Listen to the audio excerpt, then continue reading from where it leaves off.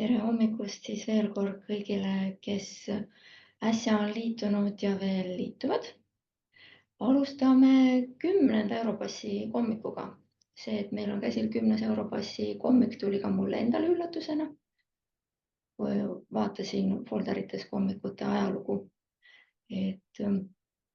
Selline väike sünnipäev siis, 10. kommik. Ja selle me oleme pühendanud õpimärkidele.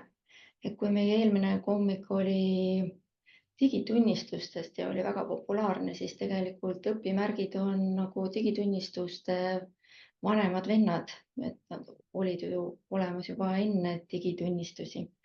Aga sellest ajaloost räägib teile lähemalt kohe Hans Põldoja Tallinna Ülikoolist ja tema toob meieni siis akadeemilisema lähenemise õpimärkidele. Ja tema järel räägib Kersti Kivirüüt praktikuna, kuidas tema on õpimärke väljastanud ja kuidas ta kasutab õpimärke õppetöös mängustamise eesmärgil. Ning kui eelmine kord jäi meil digitunnistuste hommikult üles siis küsimused, mida tööandjad digitunnistustest ja kõigest sellest digitaalsest kvalifikatsioonide tõendamisest arvavad, siis täna räägib meile Ülle Pind, mitte just tööandjana, aga tööandjate esindajana ehk siis personalipraktikuna, et kuidas neid digitunnistusi ja õpimärke siis, kuidas tööandjad selle peale vaatavad. Ja siis lõpuks räägin mina teile veel korra sellest, et kuidas Europass kõikide nende digitunnistuste ja õpimärkide kasutamist toetab. Aga siis inimesi veel ühineb, väga tore. Tere kõigile, kes on veel viimaste hetkede jooksul ühinenud. Aga siinkohal ma annangi siis sõna üle Hansule. Tere hommikust teile kõigile. Mina räägin siis lühikese vaate sellest, kust õpimärgid pärit on ja kuidas ma ise neid olen kõrghariduses kasutanud magistriõppekursustel. Mis on õpimärk? Õpimärk on siis üks pilt, kuhu sisse on kodeeritud info, kes selle pildi välja on andnud, milliste teadmiste omandamise eest see välja on antud, millal see välja on antud ja veel mõningat sellist täiendavat infot. Ja selle õpimärkide tehnoloogia idee on siis selline, et see on üks tehniline standard ja selle tehnilise standardi põhjal on loodud erinevad tarkvararakendused, mis on ühelt poolt mõeldud õpimärkide väljaandmiseks ja siis kas õppejõud, koolitajad, mingid muuseumid, kes iganes saavad neid õpimärke välja anda. Ja siis õppijad saavad neid õpimärke koguda endale sellisesse digitaalsesse seljakotti ja siis kohtades, kus nad soovivad, saavad nad siis näidata välja mingit osa nendest õpimärkidest, mida nad on oma seljakotti kogunud. Üks variant nendest seljakoti teenustes on see, et sa lood endale sellise kollektsiooni ja näitad sealt enda õpimärke välja, aga on ka näiteks sellised lahendused, kus need õpimärgid on võimalik endale lihtsalt emaili allkirja külge panna, mis sul kõige olulisemad on, ja siis seal allkirjas, kui keegi klõpsab sellel õpimärgi pildil, siis ta pääseb juba täpsema leheni seal seljakotis, mis tõendab, et mille eest ja kellele see õpimärk on välja antud. See tehnoloogia ise tegelikult on pärit aastatest 2010-2011 ja algselt oli selle taga selline organisatsioon nagu Mozilla sihtasutus, kes tegeleb paljude avatud interneti teemadega ja muuhulgas ka selle Mozilla veebibrauseri arendusega. Aga nüüd juba päris palju aastaid on see õpimärkide tehnoloogiaga tegelev organisatsioon OneEdTech, mis tegeleb kõigi haridustehnoloogia valdkonna erinevate tehniliste standardite arendamisega. Nii, aga nüüd mõni sõna sellest, mis kontekstis ma ise olen õpimärke kasutanud. Need katsetused Tallinna Ülikoolis meil algavad aastast 2014 ja see kontekst, kus me õpimärke hakkasime kasutama, on avatud kursused.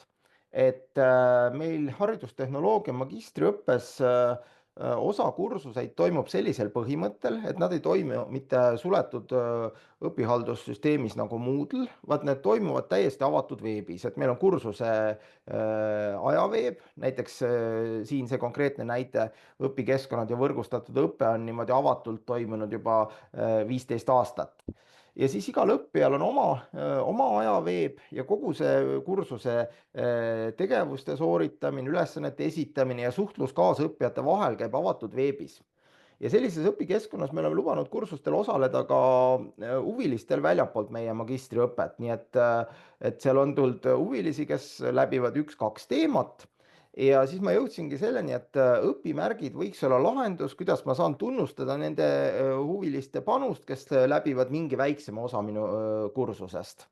Ja hiljem on näiteid, kus inimesed on tulnud siis meile magistriõppesse ja seal me oleme juba ära arvestanud need õpimärgid.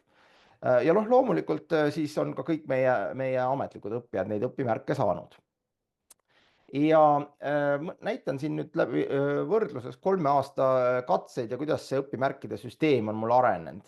Et esimesed katsetused olid meil siis sellised väga lihtsad, et vaatasime, mis meil kursusel ülesanded on, seal oli 6 sellist põhiülesannet ja siis üks tehnilisem ülesanne õppematerjali tegemise kohta, see oli digitaalse õppevara loomise kursus, ja siis üks mahukam teoreetiline ülesanne, kus nad valisid ühe 6 teemast.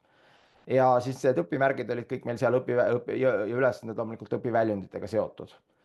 Ja esimesel katsel need õpimärgid olid suhteliselt lihtsakesed, panin neile punktid ka külge, nii et nende sissejuhatavate ülesannete eest oli võimalik siis saada igal õpimärgil 10 punkti, praktiliste ülesannete eest 20, valisid siis ühe õpimärgi 3-st ja süvendatud teadmiste puhul siis ka 20 punkti. Ja esimese katse tagasiside oli see, et selline õpimärgisüsteem ei motiveeri väga, kui seal on ainult üks tase õpimärke ja loomulikult see kujundus ka ei olnud meie õppijate jaoks atraktiivne. Ja siis järgmisel aastal ma täiendasin seda süsteemi niimoodi, et panustasin natuke rohkem aega nende õpimärkide kujundusse ja siis õppijad hakkasid neid ka veebis juba ise välja näitama, mida nad teenisid ja tõin sisse erinevad tasemed, et tavaline õpimärk, kui ülesanded olid lihtsalt hästi tehtud ja siis kuldne õpimärk nendes olukordades, kui need olid silmapaistvalt hästi tehtud. Ja kuldsed õpimärgid andsid siis ka natuke rohkem punkte, selles mõttes, et kursusel lõpuks hinne kujuneb nende punktide pealt, mida inimesed õpimärkidest koguvad. Ja 3. aastal, kui ma seda süsteemi jälle samm-sammult paindlikumaks tegin, tõin ma sisse õpimärkidel põhinevad personaalsed õpiteed, nii et õppijad siis kursuse alguses said me tutvustasime neile seda õpimärkide süsteemi, millel see kursus põhineb ja siis nad said juba seal langetada otsuse, et kas nad valivad selle kursuse läbimiseks lisaks nendele kohustuslikele põhiülesannetele praktilisema õpitee, kus nad koostavad ühe õppematerjali lõpuks või teoreetilisema õpitee, kus nad siis teaduskirjanduse põhjal sellise natuke põhjalikuma kirjatöö kokku panevad. Ja lisaks oli seal veel selliseid täiendavaid vabatahtlikke õpimärke, nagu näiteks valgustaja neile, kes tunnis tutvustasid mingit kursusega seotud teemat teistele või Wikipedist neile, kes Wikipedia artikli kursusega seotud teemal kirjutasid. Ja samuti 3. aastal me tõime sisse sellised niinimetatud katkised õpimärgid või poolikud õpimärgid, kus oli nurgast väike tükk ära hammustatud, et neid me kasutasime nende õppijate puhul, kes natukene lati alt läbi jooksid enda ülesande esitamisega. Nii, ja siis läks ka see punktide süsteem keerulisemaks ja detailsemaks, nii et õppijatel oli nagu rohkem võimalusi planeerida juba ette, et kuidas nad selle õpimärkide süsteemi pealt siis erinevaid ülesandeid kombineerides oma kursuse läbida saavad. Nüüd edasi ma olen seda süsteemi siin erinevate kursuste käigus katsetanud ja lihvinud ja kuhu ma praeguseks jõudnud olen, on siis sellised lahendused, kus õppijad hindamise vaates tegelikult tavalistest õpimärkidest saavad kokku sellise koguse punkte, et neil tuleks hinne C, mis ülikooli vaates on siis hea, ja siis need, kes nagu natukene rohkem on neid silmapaistvaid kuldseid õpimärke saanud, nendel siis vastavalt tulevad ka punktisummad veidi suuremad ja on võimalik siis kõrgemat hinnet saada.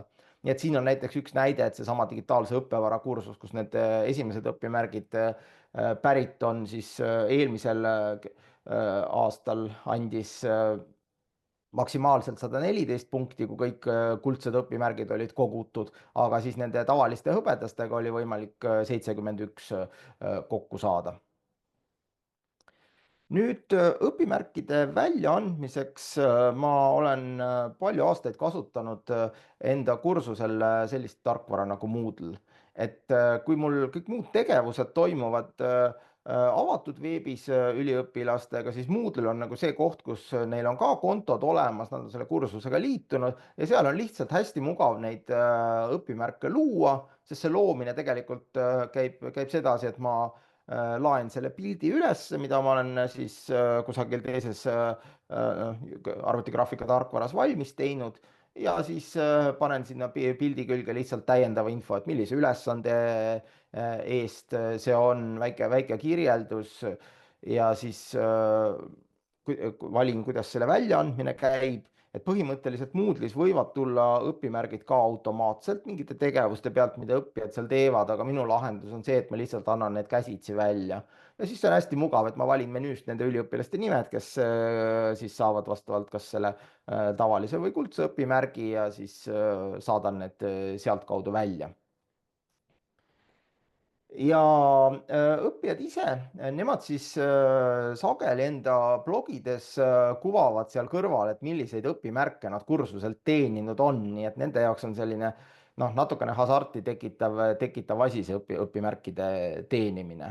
Ja see õpimärgid lahendavad minu jaoks ka selle probleemi, et kui muidu hindamine on nagu traditsiooniliselt selline tegevus, mida me teeme privaatselt ja avatud kursusel on seda keeruline teha, sest see privaatne hindamine tähendaks umbes seda, et ma peaks kas iga õppijaga jagama mingit temale personaalset hinnete tabelit või andma talle emaili teel teada, kuidas tal läks. Aga õpimärgid lahendab selle probleemi minu jaoks, kuidas lihtsalt see hindeline tagasiside anda ja õppija samas ise saab otsustada, kas ta näitab oma õpimärke teistele välja või mitte, aga sageli nad näitavad. Ja nüüd mõned soovitused siis nende katsete pealt on see, et õpimärkide puhul kindlasti tuleks mõelda, et me ei räägi üksikutest eraldiseisvatest õpimärkidest, vaid tervest sellisest õpimärgisüsteemist, mida me siis mingis kursuses või õpiprojektis kasutame. Ja üks soovitus on, et võtta seal erinevad tasemed kasutusele, mis siis nagu mängustab seda rohkem ja paneb inimesed rohkem pingutama, et seda kõrgema taseme õpimärki saada. Siis formaalhariduse kontekstis, kus meil on vaja ka hinnata õppijaid, siis on need õpimärkide punktide sissetoomine hea lahendus, et nende punktide põhjal on siis hiljem võimalik mingi hinne kokku panna. Ja siis meie enda katsetustest selline originaalne lähenemine, mida ma teiste juures ei ole näinud, on need poolikud õpimärgid. Ja veel, mida ma olen enda kogemustest õppinud, on see, et kui on väga suured mahukad ülesanded või tegevused, siis on mõistlik mõelda need lahti sellisteks eraldiseisvateks väiksema mahuga õpimärkideks. Toon näiteks näite, et ühel aastal, kui nad kirjutasid sellise teaduskirjanduse pealt põhjalikuma töö ja selle ülesande osa oli ka kellegi kursusekaaslase vastava kirjutise läbilugemine ja tagasiside andmine, siis esimene kord mul olid need koos ühes suures õpimärgis ja osadel õppijatel jäi see üks pool sellest tegemata, näiteks see tagasiside andmine. Aga hiljem ma lahutasin need 2 eri tegevuseks ja siis oli paindlikult võimalik anda õpimärke välja täpselt selle tegevuse eest, mida see õppija tegi. Ja nüüd viimane soovitus on siis see, et õpimärkide süsteemi pealt saaks nagu ette kavandada ja õppijatele välja pakkuda sellised personaalsed teed, kuidas kursust läheneda. Ja mõned vahendisoovitused ka, et üks sellistest digitaalsete õpimärkide seljakoti teenustest, mida ma soovitan, on Badger. Et seal on võimalik nii seljakotti koguda õpimärke, kui teha neist kollektsioone väljajagamiseks ja samuti on võimalik sealt Badgeri kaudu ka ise registreerida end issuer'iks või siis selle õpimärkide väljaandjaks ja anda õpimärke teistele välja. Seal on küll tasuta konto puhul mingid mahupiirangud, kui palju seda teha saab. Ja teine huvitav teenus, mida ma soovitaks, kes on õpimärkide kasutamisel algaja, on selline teenus nagu OpenBadges.me, mis võimaldab ka saada selle seljakoti teenuse ja siis ühtlasi saada selle õpimärkide väljaandja teenuse ja seal väljaandja teenuse juures on ka selline veebipõhine joonistusvahend, mis võimaldab valida seal erinevad kujud õpimärkidele, lohistada sinna ikoone peale, kirjutada tekste ja niimoodi suhteliselt lihtsalt neid õpimärke kujundada.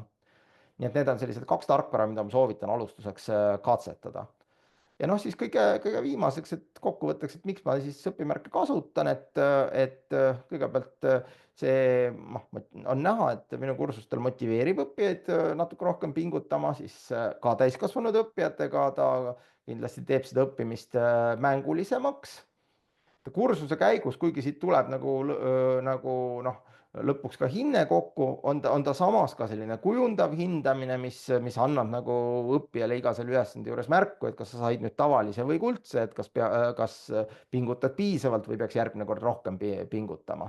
Ja siis lisaks sellise mitteformaalse osalemise tunnustamine kursustel. Nii et see on minu poolt lühidalt kõik, aitäh teile! Aitäh, Ants! Aga minul on sulle üks küsimus. Et kuidas sina mõtestad õpimärgi ja digitunnistuse vahet või kas neil on vahet? No minu silmis õpimärk on midagi, mida teenitakse sellise suhteliselt väikesemahulise tegevuse eest enamasti. Aga digitunnistus on midagi mahukamat, mida saadakse siis sellise suurema kursuse või õpiprojekti läbimise eest. Ja noh, õpimärk on rangelt vastab sellele Open Badges spetsifikatsioonile, nii et kui ma saan selle pildi ja kui ma laen selle üles mingisse seljakoti tarkvarasse, siis seda kuvatakse koos kõigi nende andmetega, mis sinna sisse on kodeeritud. Aga digitunnistuste osas selliseid üheseid standardeid veel hetkel ei ole, et see on selline arenemises olev valdkond. Nii, aitäh sulle! Et aga siis me lähme edasi Kersti ettekande juurde ja ma püüan panna Kersti ettekande kohe jagama.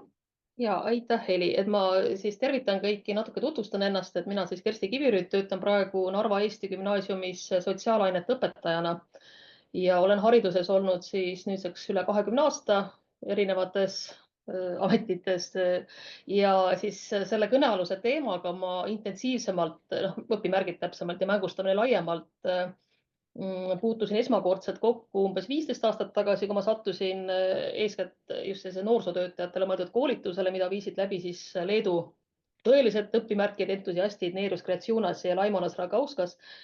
Ja ma sattusin sellest tõesti vaimustusse, sest ma toona töötasin põhikoolis, väikses maakoolis, kus olid sellised natukene väga armsad, aga üsna sõgedad metsalised ja just selline mängustamine ja õpimärkide süsteem aitas hästi kiiresti luua sellise üsna sellise entusiastliku töömeeleolu ja samuti olen ma siis kasutanud rahvusvahelistes projektides ja siis ka noorsootöös, kui oli mingites laagrites ja just sellises olukorras, kus sul on grupp selliseid temperamentseid noori ja sul on vaja luua struktuuri, et nad tegutseksid, et siis on selline mängustamine ja õpimärgid väga tänuväärne vahend. Nii, aga siis ma Helile nüüd hakkan ütlema, et järgmine slaid ja siis kütame edasi, et tegelikult ma avaksin selle teema natukene laiemalt just õpetajana sellise meetodina, sest õpimärk on selline väga konkreetne tööriist. Aga kui sa mõistad sellist metoodilist põhimõtet, mis seal taga on, siis tegelikult saab seda luua igast sellisest et seda väga laialt seda põhimõtet kasutada ja praegu nüüd gümnaasiumis töötades ma pigem kasutan harva, sellepärast et oluline on siiski see sisemine motivatsioon, et sellega töötada. Et õpimärgid on oma olemuselt siiski selline behavioristlik lähenemine, selline välimise motivatsiooni üks selline väljund. Ehk siis, mis orienteerub tasule, sellise kiirele boonusele. Nii et selles mõttes väga tänuväärne tööriist selleks, et jõuda siis ka selle sisemise motivatsioonini. Nii et see on see ideaal siiski. Et võib siis järgmise slaidi. Ja et mainisin terminit mängustamine, et mida ma seostan üheselt selliste õpimärkide süsteemiga, et mis see mängustamine siis on inglise keeles gamification, et ta ei ole mäng, ta ei ole mäng kui õppevahend, aga just nagu siin kirjas, et lisada sellist mänguliste elementide selliseid trikke siis sellistesse õpitegevustesse, aga tegelikult ka igapäevategevustesse. Et ma siis palun jälle Heli sul lükata järgmine slaid, et siin ma toon mõned näited, et näiteks selline, et on kõrvuti trepp ja siis eskalaator, et linn tahab, et inimesed ka treppi kasutaksid ja siis miks mitte teha selline klaver, et inimesed saavad siis mängida meloodiaid. Siis teisel pool on selline koristustööde arvutimäng, et näeb välja nagu selline seiklusmäng, et aga tegelikult sisu on, et kes oma ruume paremini koristab, selline võistlusmäng. Võib veel mõneid näiteid tuua järgmisel slaidil. Et igasugused lojaalsusprogrammid on näiteks mängustamise selline hea näide erinevatel firmadel ja siis üks minu lemmikuid päris nutikas, et siis Suurbritannia linnas, et suitsukonidest lahti tänavatelt, et siis kelle poolt sa oled, prügikast, kui te siin silmi teritate, et kas oled siis Ronaldo või Messi poolt, et siis pane oma koni siis hääletama koniga, nii et selliseid trikke on kasutusel, et iseenesest jah, et selline väike mäng, et aga siis selle mänguga kuidagi motiveerime inimesi siis boonuseid koguma ja siis käituma meile juhendajatele soovitud suunas. Ja tegelikult, ja aitäh, tahtsin ka terve slaid, et tulles tagasi sellise õppetöö juurde, et jah, jälle pedagoogidena ikkagi me peame esmajoones lähtuma õppijast, et kui me neid õpimärke või mängustamise trikke toome klassiruumi, et siis ikkagi see õppija, et mis muutub õppijas, mis oskusi, teadmisi või hoiakuid ta seeläbi omandab. Et see tasu võiks ikkagi ei ole mitte suvaline, vaid ikkagi seotud selle õpitegevusega, mõelda, kuidas ta hiljem seda sisemist motivatsiooni mõjutab ja ta võiks olla ikkagi pigem selline positiivne, näiteks tihtipeale võib tekkida see konkurents, et see konkurents ei muutuks selliseks kuidagi ära tegemiseks, et selliseid asju tähele panna. Et ma tooksin ühe näite veel siin vahele, et mis korraks mulle meelest tipsas, et mis on tegelikult hästi ka tüüpiline vastab sellise õpimärgi loogikane, on skautlike organisatsioonide sellised märgid, et kes siis kas ise on puutud kokku skautidega või siis Kaitseliidu noorte organisatsioonidega. Et seal on ju samamoodi, et sa pead koguma teatud tõendusmaterjali selleks, et saada näiteks seal Eesti looduse 5. järk ja siis sa saad endale siis sellise väikse märgirinda, et seal on tegelikult sama süsteem, et ei ole midagi uut. Et nüüd natukene järgmise slaidile. Et üks selline väike taksonoomia, mis meil aitab siis neid õpimärke luua või siis selliseid mängustamise tehnikaid. Et on selline psühholoog nagu Richard Alan Bartle, kes uuris umbes 7000 arvutimängijat ja siis ta nende põhjal lõi sellised karakteripõhised nagu tüübid, mis siin kirjas on. Seda on nüüd laiendatud, näiteks siin sotsialiseerujate seltskond on laiendatud seal, kes tahavad lihtsalt sõbrustada või teine tüüp, kes soovivad ka kuidagi kaaslaste parimaid omadusi ära kasutada selleks, et elus edasi jõuda. Seda on ka kritiseeritud, näiteks öeldakse, et avastajate teatud tunnused ei korreleeru, aga ta on päris selline hea juhis, et kuidas klassiruumis tegevusi saavutada. Jah, et killers, et see ei kõla kuigi hästi klassiruumis, aga see on jah, siis kes on sellised üsna eesmärgile orienteeritud ja siis sellise konkurentsipõhise lähenemisega, et seda on hea silmas hoida. Ja siis järgmine slaid, et kuidas siis klassiruumis seda reaalselt rakendada. Et näiteks luua probleemlahendused, matemaatikatunnis Grete Arro ka ju väga soosib, et mitte anda ülesanded ette, vaid sellised probleemid, kuhu erinevaid teid möödi, et siis ka avastajad saavad seal uurida, sotsialiseerijad saavad koostööd luua.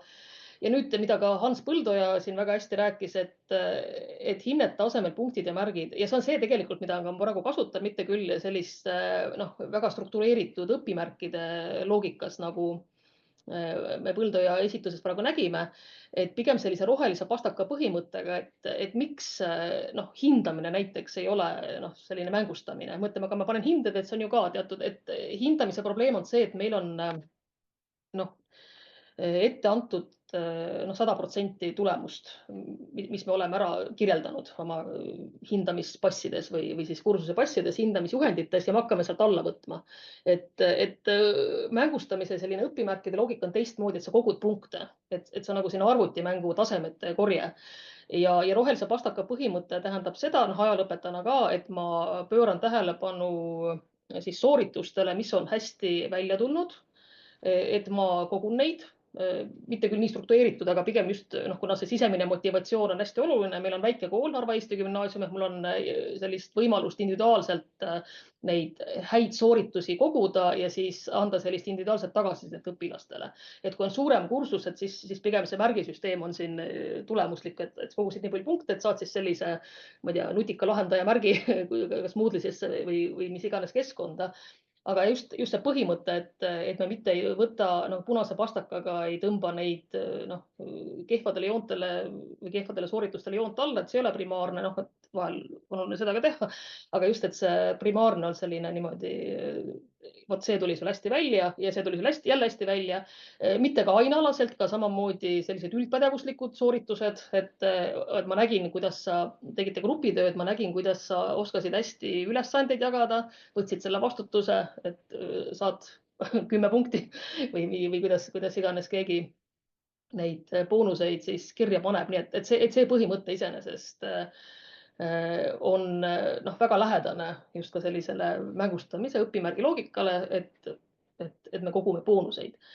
Loomulikult see, et õpilased ise saavad oma eesmärke seada, protsessi jälgida ja siis avastajatele ka rollimängid, simulatsioonid, et pigem just, et luua selline keskkond, õppimist soosiv keskkond, kus siis noored saavad ise probleeme lahendada, ise mingisugust õpiteekonda käia, ise planeerida, nagu ka eelmises esitluses nägime.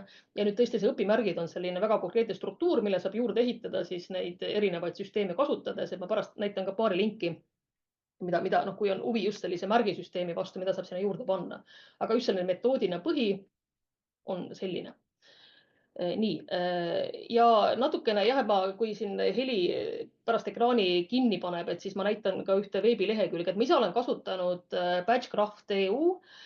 See on, nagu te lõpust aru saate, see on Euroopa Liidu loodud selline keskkond, ta on tehniliselt näeb natuke võib-olla vanamaine välja, aga pluss on see, et sa saad ise selle märke disainida, sa saad luua selle tõestusmaterjali, sa saad samamoodi saad selle märgi alla laadida, panna endale siis kas Moodle'isse, Studiumisse kas või eesti keeles, kui ma nüüd ei maininud, saab seda kõike teha.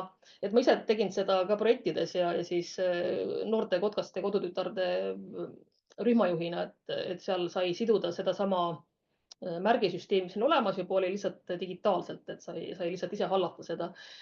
Mõned sellised, Open Badges ka tegelikult, et on omalt poolt ka soovitan, et kuna Hans Põldo sellest rääkis, et siis ma ei dubleeri praegu, aga see on ka täitsa selline märgidisaini ja süsteemi loomise mõttes selline hea koht.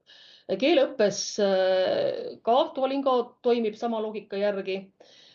Siis Class Dojo, et see on tuttav, ma ise seda ei ole kasutanud praktilisel põhjustel, et kes elas ka pedagoogina üle COVID-i aja, et see mäletab, et siis tuli meie tõesti väga tänuväärselt palju soovitusi erinevate keskkondade osas ja kogesime ka seda, kui need keskkondi sai liiga palju, et siis meie vaimne tervis lõpuks kannatas ja me administreerisime neid keskkondi rohkem, kui sisuline töö käis. Nii et ta lihtsalt on üks keskkond, et kui meeldib, siis võib võtta kasutusele, seal on ka selline siis märkide kogumise liides, et aga pigem võib-olla tõesti, et need keskkondi liiga palju meie töölaual ei saaks, et võib-olla inspiratsiooni allikana siis kasutada ja sama kehtib ka Classcrafti kohta. Ja tegelikult mängustamine ja siis sealhulgas ka siis selline õpimärkide liides ei ole tõesti uus teema, et väga hea artikkel koos selliste ka erinevate viidetega on Harno leheküljel, et ma ei tea, see jääb teile silme ette, aga samas, kui te kasutate märksõnu võib-olla, et mängustamine ja Harno, et äkki leiate ka guugeldamisega, et seal on siis Tartu H-keskuse meeskond avab seda teemat hästi põhjalikult ja siis toob seal artiklis ka selliseid kasulikke ka linke taustud, mida saab siis võib-olla kasutada sellise inspiratsioonimaterjalina. Ja loomulikult siis pedagoogina ma ikkagi ankruna tuleks selle juurde, et tõepoolest sellise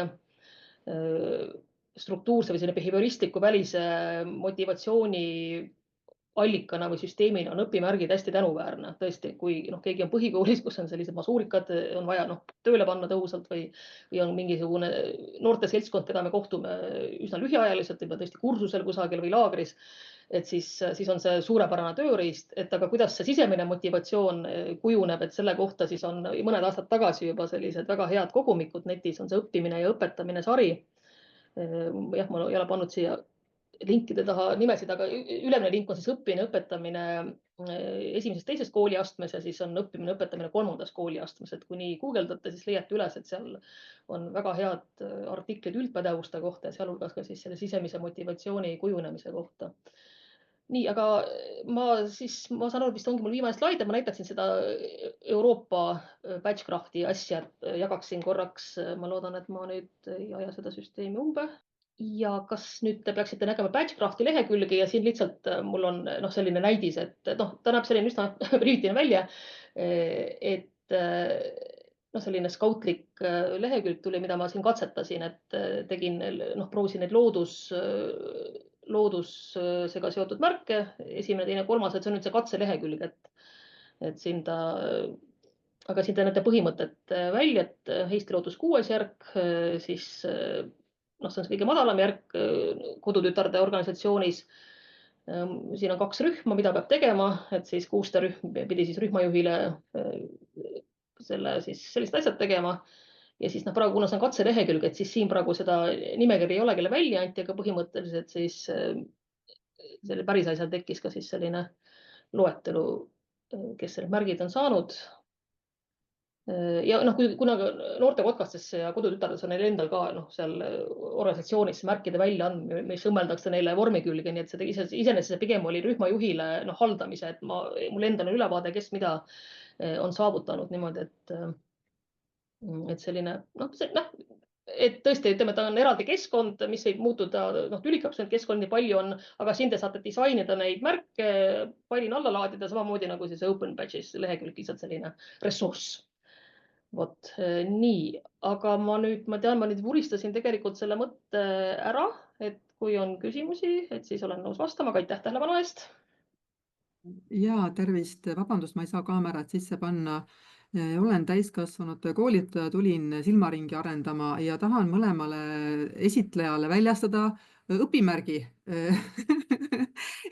Jäin esimesega natukene hiljaks, aga mõlemad ettekanded on olnud hästi sisukad, hea ülevaade.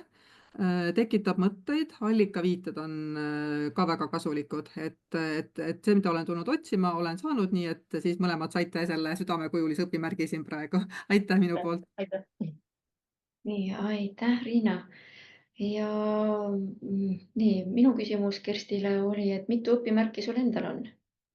Et päris ausalt, päris palju ühest projektist, seesama Seneeriuse projekt, neil oli seal kokku muideks seesama Euroopa, mis oli see EU lõpuga, see Badgecraft lehekülg, et mida nad tutvustasidki, neil oli seal kokku 53 õpimärki ühe selle projekti jaoks ja me saime ise neid juurde disainida, ma vist sain seal kokku 15. Ja siis, kui ma nüüd katsetasin, siis ma olen ise endale lihtsalt proovi mõttes väljastanud, kuidas see süsteem käib. Et aga jah, et pigem ma tõesti väärtustan seda süsteemi sellise metoodilise põhimõttena, nagu ma rääkisin, et punktide kogunemine hindamise asemel, kus me võtame siis miinuseid maha, et just selline välise motivatsiooni tõhus tööriist on minu jaoks pigem.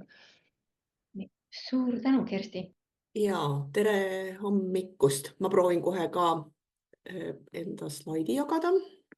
Et mina siis olen Ülle Pind ja räägin räägin siis sellest võib-olla sellise natukene ka muutunud tööelust ja kuhu neid nagu ka mõtiskluseks, et kuhu neid õpimärke võiks sobituda, sest tundub, et me elame ikkagi siin mingis mõttes nagu paralleelmaailmas, et ühed justkui me väga palju väljastame ja tegeleme juba õpimärkidega, aga me tööandjatena võib-olla ei ole veel nii hästi selleks valmis või ei ole valmis neid kasutama, aga noh, ma võib-olla jagan ka seda vaadet, et mida võiks nagu teha. Aga jah, täna ma olen konsultant ja koolitaja ja ka personalijuhtimist teen interimteenusena, aga pikka aega olen olnud Eesti personalijuhtimises ja üldse tippjuhtimises, ja minu ikkagi selline väga suur huvi on olnud panustamine hariduse arengusse ka läbi nende ettevõtete, kus ma olen töötanud, et aktiivselt Ericssoni ja Swedbanki all panustasime siis siis sellise kõrghariduse, kutsehariduse kui ka siis kõrghariduse arengusse erinevate koolidega koostöös.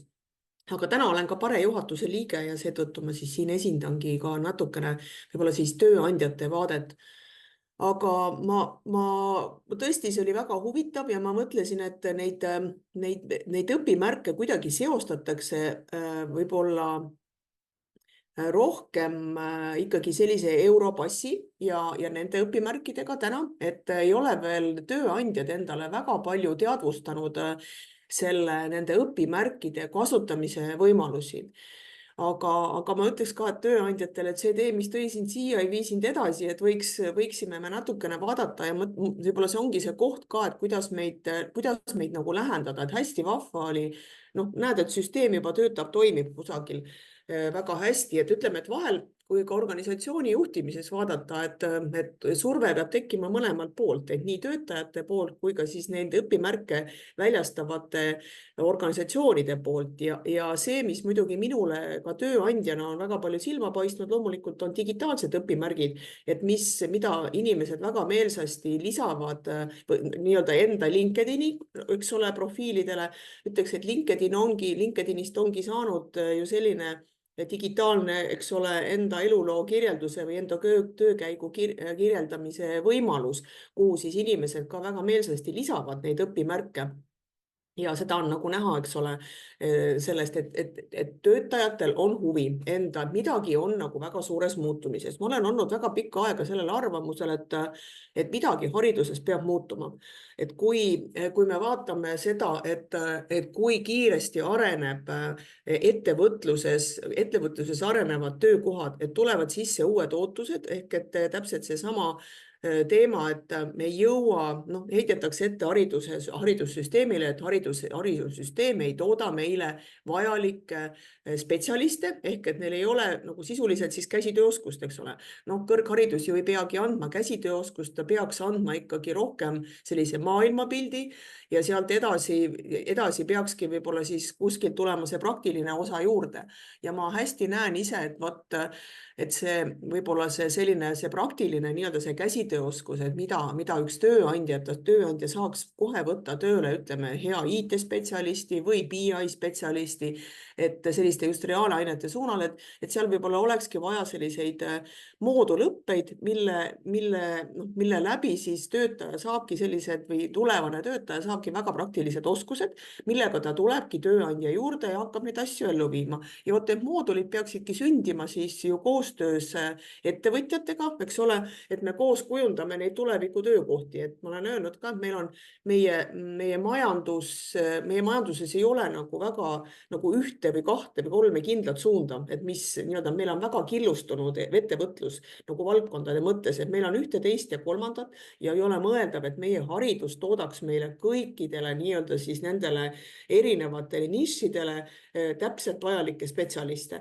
Et see on suunanud mind ka nagu mõtlema just sellele, et meil on vaja kuidagi kombineerida koostöö koolide ja siis ettevõtjate vahel. Ja seal ma näengi nagu väga suure võimalusena seda, just nende samade õpimärkidega tõendamist, et mida ma olen õppinud, mida ma olen enda juures arendanud ja miks üks või teine kompetents võiks sobida ühele teisele tööandjale. Nii et ma ise mõtlen, et me võiksime kuidagi sellest rohkem rääkida, et mina ka noh, ütleme, et ma ju olen teadlik nendest õpimärkidest, aga ütleme, et endise suure tööandja vaatest, et me ei kogunud kindlasti neid õpimärke nagu sellisel kujul.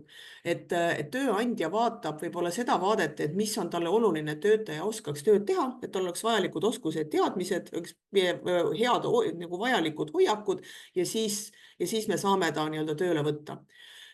Aga noh, võib-olla ka tööandjate jaoks, et noh, midagi stabiilset on alati, kes neid muutusi ikka tahab, eks ole, midagi stabiilset on väga raske nagu kõigutada, kuigi me räägime, et ammugi inimesed tahavad mängulisust, et mul oli väga hea meel kuulata, et siin oli väga palju tuli seda mõtet sisse. Et just sedasama ma näen, et ka nende märkidega, noh, nagu need saab nagu siduda seda õpet ja märke, aga no, tööandjate jaoks maailm muutus peale seda ikkagi tervisekriisi ja mingid alustalad lõid nagu väga kõikuma. Ja ma näen, et tänu sellele võeti väga hästi vastu ka need mikrokraadid, millele alguses võib-olla noh, rohkem huvi oli töötajatel, ehk et alati peab olema minu arust kriitiline hulk või kriitiline mass, kes viib nagu mingit muudatust edasi, eks ole, et kui ühed kihid ei saa ja teised kihid ei taha enam endist moodi elada, eks ole. Et töötajad on praegu minu arvates nagu, kui üldse vaadata sellist elukestva õppe suunda, siis on inimesed selle eestvedajateks saanud. Ehk et on tunda seda ju, kuidas on kaasa mindud mikrokraadidega rohkem inimeste või õppijate poolt, kui tegelikult võib-olla tööandjate poolt. Ja noh, miks mitte siis mõelda ka see, et ka õpimärkide osas, et võiksid olla ka, ütleme, et see muudatus ellu rakenduks, võikski olla just inimesed, õppijad ja töötajad nende märkide eestvedajateks, kes võiksid tullagi tööandjatele nagu tõendama ja lisama neid oma CV-desse julgemalt ja tõendama siis seda, et ma oskan ühte, teist või kolmandat. Et noh, muidu ma ei näe, et seda tööandjate vaadet võib-olla ka nii lihtne oleks muuta, sest nagu ma ütlesin, et me sageli oleme väga kaugel sellest, et need on kaks paralleelmaailma, haridus ja ettevõtlus nii-öelda organisatsioonid, et kõik tiksuvad omas rütmis. Aga noh, see, mis praegu jah, ikkagi, et just ka sellise suurema paindlikkuse, ütleme see suurem paindlikkus, mis on löönud sellise traditsioonilise organisatsioonikultuuride alustalad kõikuma ja noh, te kuulete ka ju praegu väga palju räägitakse sellest, et me tahame, et nad kõik tagasi tuleksid ja kõik kontoris oleksid ja noh, mina ütlen, et seda ei juhtu ja seda ei peakski juhtuma. Ja samamoodi noh, mis iganes, kui me vaatame, kas haridust või noh, haridus õppiv keskkond, eks ole, organisatsioonis on muutunud väga oluliseks ja kui me tahame, et inimesed rohkem õpiksid, siis neil on vaja rohkem vaba aega, neil on vaja rohkem paindlikkust sellest, et ise valida, otsustada, määrata, mis on nende jaoks oluline. Ehk et see võib-olla on miski, mis hakkab nagu rohkem muutma ka meie sellist õppima suhtumist, et kui mingil ajal tagasi olid veel tööandjad nagu justkui eestvedajateks ja murelikud, et töötajad noh, ikkagi on kuidagi kinnistunud oma nende endiste oskuste ja hariduse külge ja ei ole väga huvitatud õppimisest, siis no mina näen täna, et kui ma jälgin seda teist maailma läbi võib-olla nagu sellise koolitaja ja konsultandi prisma ja kuulan, mida inimesed räägivad nii koolitustel, värbamistel, et siis see huvi võib-olla õppimise vastu on ikkagi väga palju kasvanud. Ja kui vaadata seda survet ka, et see ei ole ainult see, et et keegi arvab, et võiks nii olla, et meil on kaugtöö ja me töötame paindlikult ja et meil võiks olla rohkem aega õppimiseks. Et siis kui lahutada ära, et mis motiveerib, et siin on nagu uuring tehtud peale sellist koroona tagasipöördumist, et see on siis globaalne uuring, et mis motiveerib töötajaid üleüldse jääma. Et noh, õppimist siin ei ole küsitud, eks ole, aga noh, üleüldiselt selline nagu õppimine ikkagi kui selline võimalus professionaalseks arenguks ja õppimiseks ühe organisatsiooni juures, et ega ta ei ole kuhugi nagu ära kadunud, eks ole, et oli 3., on 8, noh, tänapäeval, kui teha uuring täna, ma arvan, et see oleks nagu tunduvalt kõrgem. Et noh, miks inimesed on aru saanud sellest, et on tähtis tervis, on tähtis õppimine, sest et on hakatud teadvustama, et tööelu on nagu tunduvalt pikem ja selle pika tööelu jooksul saab kogeda mitmeid erinevaid selliseid ka karjäärivõimalusi. Ehk et ma ise näen, et töötajad tööjõuturul on isegi sellised võib-olla innovatiivsemad täna, kui on tööandjad. Et tööandjatelt ootaks rohkem kindlasti sellist kohanemisvõimet, et see, mida muidu on räägitud kogu aeg võib-olla töötajatele, aga otsitakse tähendust, otsitakse tähendusrikkust, kindlasti seda arengut, et võimalust areneda ja kasvada erialaselt, sest inimesed on veidi nagu võib-olla mures sellepärast, et nad saavad aru, et tööelu on läinud pikemaks, et ei ole, me ei räägi enam nagu väga palju sellest, et meil on pensionistaaž, inimesed töötavad organisatsioonides ikkagi kusagil 70., 75. eluaastani, kui ma teen alati koolitustel, küsin, et mis on teie noorim ja vanim töötajana, siis see alumine aste on ka nagu, enam ei räägita sellest, et inimene, kes tuleb tööle, on 17 või 18, vaid ikkagi öeldakse aina sagedamini, et 19 on see sisenemise vanus, ehk et siis, kui kool läbi on, eks ole. Ja kõige vanemad töötajad ikkagi selline aktiivseks peetakse 70–75, ja sealt on nagu vanemaid ka loomulikult. Aga kõik see nagu seabki nagu tähenduse selleks, et see on selle õpimärkidega ära, et kui me elame kauem, kui me töötame kauem, siis meil on vaja ka pikemat perspektiivi, et meil on vaja aru saada, kuidas me püsime tööelus värskena. Et rääkisin ühe Pärnu ettevõtjaga, kes sai hiljuti 70 ja ta on oma ettevõtte juht olnud viimased 25 või 30 aastat. Väike nagu selline tegus arhitektuuri ja ehitusfirma. Ja juht ütles, et tema ei ole enam, ta ei mõtle selle peale, et ta jääb pensionile, ta töötab seni kaua, kuni on tervist ja ta tunneb, et ta suudab seda tööd teha ja tema keskmine vanus, töötajate keskmine vanus on umbes sama palju kui tema enda praegune vanus või ka isegi natuke rohkem. Et see on nagu see, et see perspektiiv, eks ole, omamine, aga selline seltskond ju õpibki kogu aeg, eks ole, neil on võimatu töötada nii, et nad ennast nagu juurde ei arendaks. Kõike seda, ma näen, et õppimist väga palju segab või pärsib just see sama aeg, et meil ei ole, kui me lahutame ära 24 tundi ööpäevas, -8 tundi ikkagi tööks, eks ole, et tööandjad väga palju ei suuda sinna sisse arvestada ikkagi aega õppimiseks, sest et tööelu on muutunud ka nii palju intensiivsemaks, automatiseerimine ei ole meile andnud väga palju sellist võimalust, kallis automatiseerimine, ütleksin nii, sellist võib-olla piisavat tööelu tõhususe tõstmist, ehk et me ikka kasutame väga palju inimtööjõudu tööoperatsioonideks, kus me tegelikult võiks teha ära AI, eks ole. See on kallis, selleks on vaja võimekust, selleks on vaja väga palju süsteeme muuta. Ja kui me võtame nüüd järgi, 8 tunnist järgmine ongi siis 7–8 tundi magamiseks, puhkuseks ja selleks sättimiseks ja väljatulekuks, siis selliseks aktiivseks eluks väljaspool tööaega ja puhkust jääb ainult 8 tundi, eks ole, kus on pere, kõik muu tegevused, et kust tuleb see aeg õppimiseks, on olnud see nagu minu mure, eks ole. Aga ütleks nii, et aja leiavad inimesed alati, kui neil on huvi selle vastu.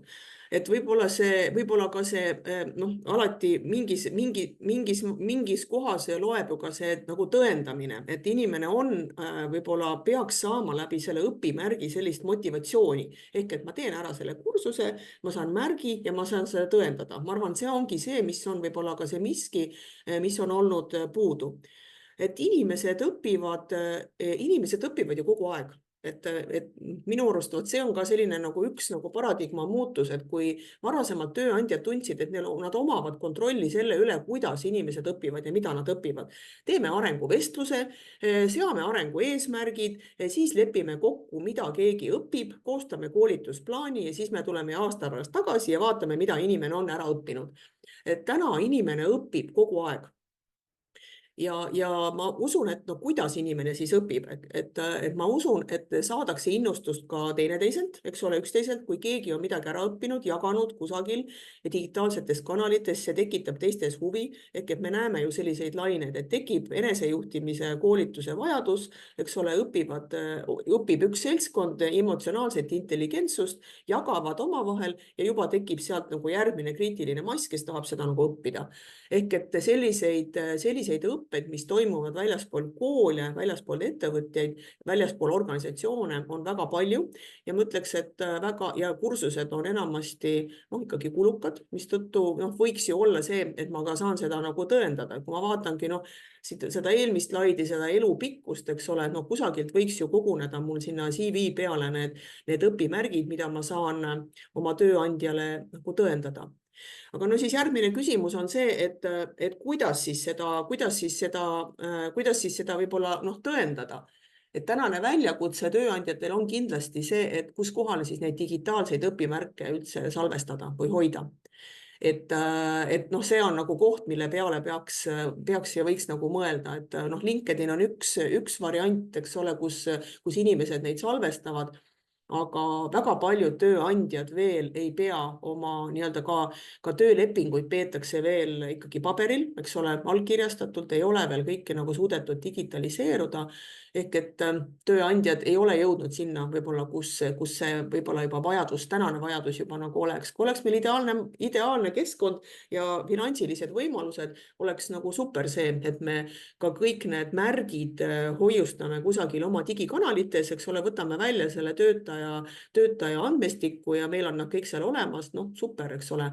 Aga on ikkagi ka neid edumeelseid ettevõtjaid, kellel juba sellist arengut ka töötaja arengut juhitaksegi läbi nagu sellise portaali, ehk et töötaja peab oma arenguvestluse seal oma juhiga, ta saab seal samas küsida ka endale tagasisidet kolleegidelt, eks ole, kõik need salvestada ja vastavalt nendele tema oma seatud arengu eesmärkidele, ta juba automaatselt jooksevad külge ka oma süsteemist või siis ka juba ka teistest nagu õppeportaalidest ka sellised vajalikud koolitused ja sinna nad saavad juba ka salvestada ka siis need õpimärgid, eks ole. Et ütleme, et on nii ja naa, aga see, et inimene on nagu pidanud õppima, eks ole, mulle nii meeldib Anton Hanse, keegi väga palju seda tema juurest ei tsiteeri, eks ole, aga et see iseenda tundmine ja ka see, et kui sa tahad, et sinust veel mingit kasu oleks, peaks inimene selleks midagi tegema. Aga tänapäevaselt leidsin siia juurde, et mulle hästi meeldib, olen olnud väga aktiivne tööjõuraporti idee jagaja viimased 9 aastat ja olen oodanud seda hetke, millal saabub aastal 2025, et millal siis need tuleviku kompetentsid, tuleviku tööjõu kompetentsid peaksid olema kõigil omandatud. Ja täna vaatan neid kompetentse ja mõtlen, et just ka need sellised võib-olla pehmemad pooled, et mida alles hakatakse teadvustama. Viimased 2 aastat peale koroonat, kui ma ütlesin, et võib-olla see oli see, mis lõi paljude ettevõtjate jaoks mingisugused ka õppimise ja organisatsiooni juhtimise alustalad pisut nagu kõikuma, aga teadvustatakse rohkem, et meil on vaja, et õppimine ja kohanemisvõime on üks olulisi kompetentse, enesejuhtimine, oma elu ja karjääri planeerimine ja ka sellise kognitiivse koormuse ohjamine, ehk et panin lihtsalt selle Ott Pärna, ei leidnud kedagi teist ka, kes võiks siin seda praegu niimoodi aktiivselt seda vaadet võib-olla esindada, aga pean teda üheks selle valdkonna visionääriks kindlasti. Et ja kui sellest elukestvast õppimisest rääkida, et ma usun ka seda, et see õpimärkide süsteem võiks olla miski sama, et me ei saa olla ju eeskujuks õpetamisele, vaid me saame esitada kutse õppimisele. Ja vot see õpimärk minu jaoks nagu seostubki sellega, et see on nagu kutse õppimisele. Et paratamatult me inimestena, kui ma vaatan, et me ju võrdleme ennast teistega, saame nagu enda kohta teadmisi läbi teiste, mida teised on teinud. Ehk et see arengu suunamine organisatsioonis on olnud ikkagi väga suur väljakutse. Just selle vaate, kuidas püstitada õigeid eesmärke arengule ja kuidas tagada see õppesüsteem. Minu arust on praegu nagu oleme me jõudnud ideaalsesse nagu olukorda, kus meil on võimalik õppida digitaalselt kogu aeg ka väljaspool tööandja ja sellise institutsionaalse nagu kooli piire, nii et ma nagu näen seda, et õpimärk võiks olla miskit sellist, mida tööandjad hakkaks tulevikus rohkem arvestama, aga ma ütlen, teadlikkust on vähe, lihtsalt teadlikkust on vähe, et seda tuleks nagu lähemale tuua, nagu ma ütlesin, et nagu kuulates teid, mulle tundub, et on 2 paralleelmaailma, et kusagil, kus kus neid väljastatakse, kusagil, kus on huvi, aga tööandjad võib-olla täna ei oska veel neid seostada, neid ka nagu neid selle õppimisega, neid õpimärke konkreetselt, et kuidas neid enda kasuks ära pöörata. Nii et siin mina lõpetan, et väike selline ülevaade võib-olla sellest, et kus me võiksime olla ja kus me veel ei ole. Aitäh, Ülle. Kas on Üllele küsimusi?